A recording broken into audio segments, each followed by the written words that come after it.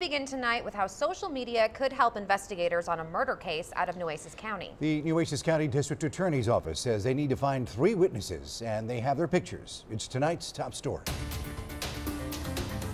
Investigators need to talk to them about the murder of 47-year-old Stephanie Montes. Those witnesses are Natalie Yvette Delphi Casiano, Anita Southard, and David Rodriguez. Montez's body was found at a home outside Robstown in October of last year. First Assistant District Attorney Matt Manning says sometimes investigators lose touch with witnesses, and social media is often a good tool to help find them again.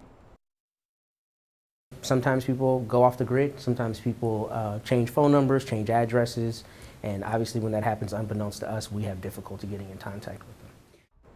And under the indictment in the case are Cedric Green, Chloe Hulfeld, Randy Dorsey, and Jace Montang. They are charged with murder and engaging in organized criminal activity. Investigators say Montez was shot 5 times in the chest and stomach after an argument over $20. If you know where the witnesses might be, call police.